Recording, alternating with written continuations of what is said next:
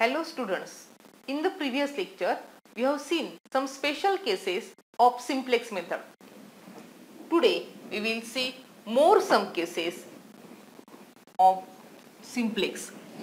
So consider the example, solve the LPP by simplex method.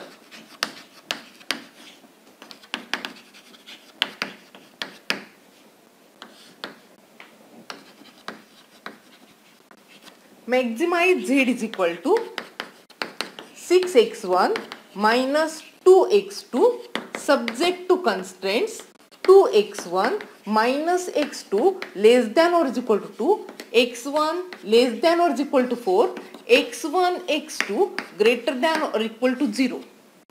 To solve the LPP by simplex method, firstly we convert it in standard form.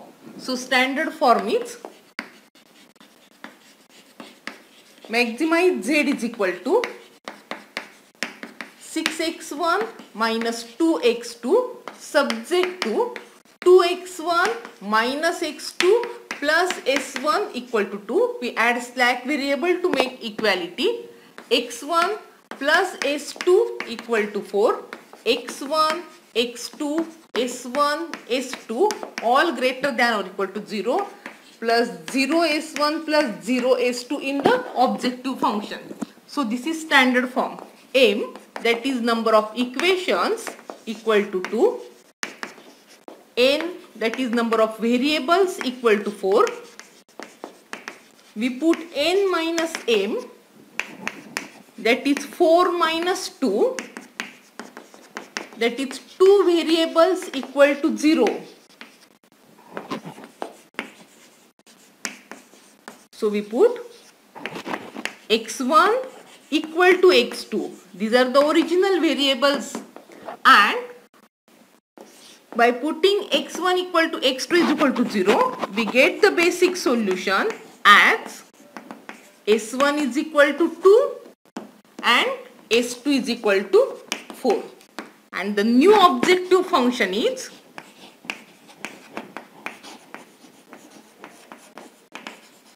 z minus 6x1 plus 2x2 plus 0s1 plus 0s2 is equal to 0. Now consider the simplex table. First column, that is iteration or which operations we are going to do. Then basic variables.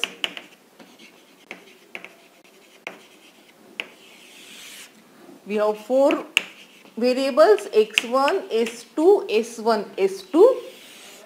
Solution and minimum non-negative ratio.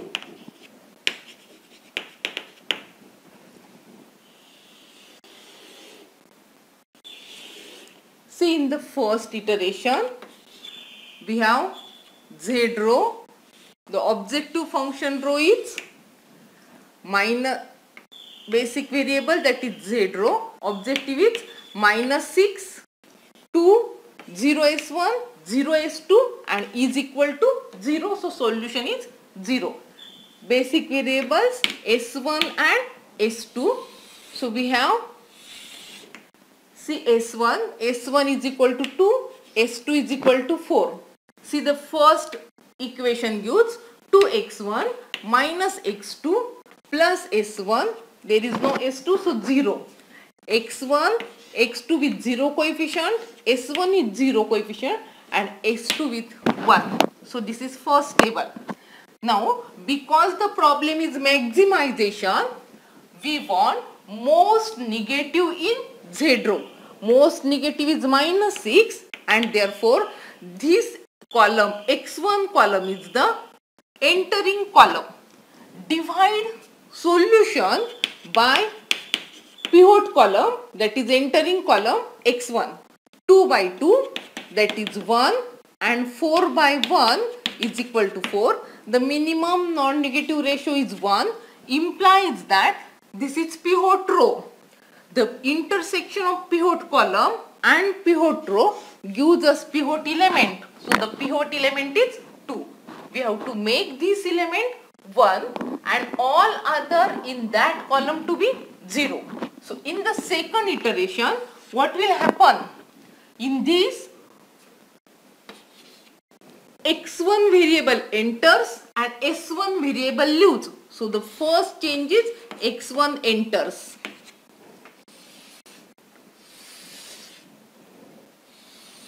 Now we have to make this 1. So what is the operation? That is, our x1 row becomes, x1 row is equal to 1 by 2 times s1 row. This x1 row comes to be 1 by 2 times x1 row. New z row, I will denote by z dash to show that it is new z row. New z row is original z row, z minus 6 times, that is plus 6 times new, that is x1 dash with the help of x1 dash, and this s2, that is new s2 dash, it comes to be original s2 minus 1 times x1 dash. So do this operation. x1 row becomes 1 by 2 s1. So 1 by 2 s1 becomes 1 minus 1 by 2, 1 by 2, 0, 1. Now z row, original z row plus 6 times this, plus 6 times 2 minus 6 by 2. 6 by 2, that is 3. 2 minus 3 becomes minus 1. 0 plus 6 by 2, that is 3. 0 plus 0, that is 0, and 0 plus 6, 6. Now see second. S2 minus x1 dash, this minus 1 minus 1, 0, 0 minus minus plus 1 by 2, 0 minus 1 by 2, that is minus 1 by 2, 1 minus 0 is 1, 4 minus 1 is 3. See most negative. Most negative is minus 1. So this is entering column or pivot column. Divide solution by this column. Column is x2. Because this is negative, we don't want this. So dash. Because we want minimum non-negative. So we can't divide by minus 1 by 2. 3 divided by 1 by 2, that is 6. Minimum non-negative is 6. So in the next iteration, s2 will leave and x2 will enter. So in next iteration, what is the change? We have to replace s2 by x2, which is pivot element, the intersection of pivot column and pivot row, that is 1 by 2. This is pivot element.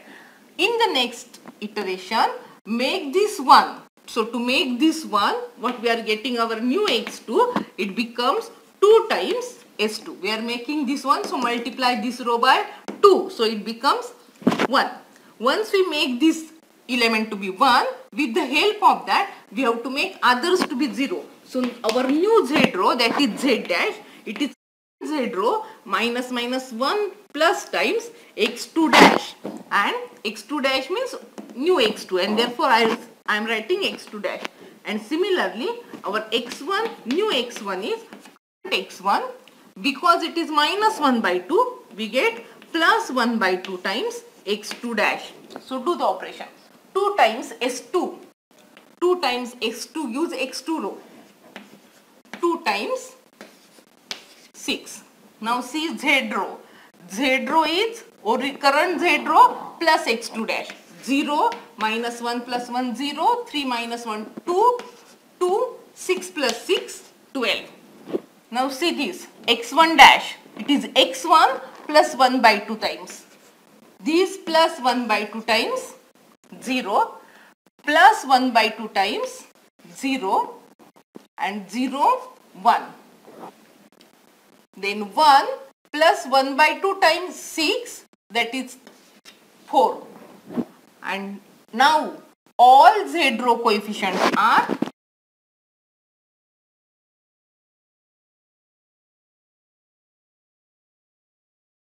greater than or equal to 0. because we want most negative, then we get entering. Now all z row coefficients are greater than or equal to 0, implies that solution is optimal. And what is solution? x1 is equal to 4, x2 is equal to 6, and maximum z is equal to 12. x1 equal to 4, x2 is equal to 6, and z is equal to 12. So this is optimal solution. Check whether it is correct.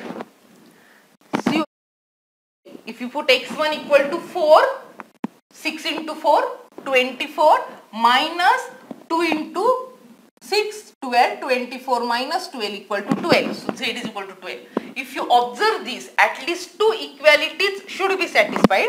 If you put here 2 into 4, 8, 8 minus 6 equal to 2. So equality gets satisfied. If you put here x1 is 4, 4 equal to 4, equality gets satisfied, and both x1 and x2 are greater than or equal to 0. So all the inequalities together with at least 2 equalities are satisfied, means that the solution is correct. So this is solution. Why we are saying that this is special case? If you observe the graph of this, so see, I will draw the graph for this example. So if you plot the graph for this, see the first equation, I will take 2x1 minus x2 equal to 2. Make the inequality to be equal to draw the graph. When you put x1 to be 0, we have the values x1, x2 and point. When you put x1 equal to 0, x2 is equal to minus 2. The point comes to be 0 minus 2. When x2 is equal to 0, 2x1 is equal to 2. So x1 is equal to 1 and the point comes to be 1, 0. If you see second, x1 is equal to 4, that is line parallel to x2 axis. So consider the axis x1 and x2. Origin, we have to go up to 4 for x1 axis, and on x2 I will take up to 2. Below also I have to go minus 1, minus 2. Now see first point, 0 minus 2, x1 is 0, x2 is minus 2, that is this point.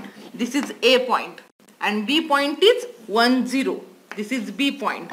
Draw the line, AB line. Which region you require for this line?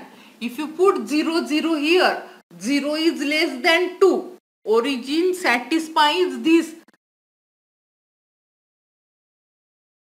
inequality, therefore we want origin side. So we will take origin side.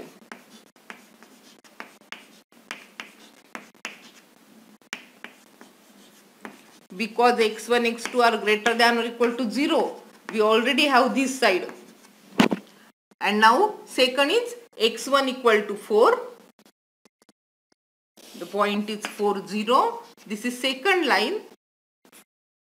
I will extend these lines so that they will intersect here. Now see the arrows for this. These are the arrows. And which is the feasible region where all the lines are there. If you observe that this region, this total going above, it is total feasible region. If you see this feasible region, this is unbounded feasible region. Observe that the feasible region is unbounded feasible region.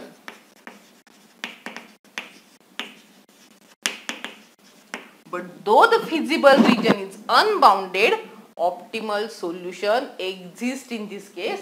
The reason is that even though you increase the values of x1 and x2, the value of z will not surely increase because x2 has negative sign, and therefore though the feasible region is unbounded, optimal solution exists. If in the same example instead of minus 2x2 it will be plus 2x2, then the region will be also unbounded and the solution is also unbounded, because in that case if if you take this to be plus 2x2, in that case as you increase the values of x1 and x2, z will increase indefinitely, showing that the problem has unbounded solution.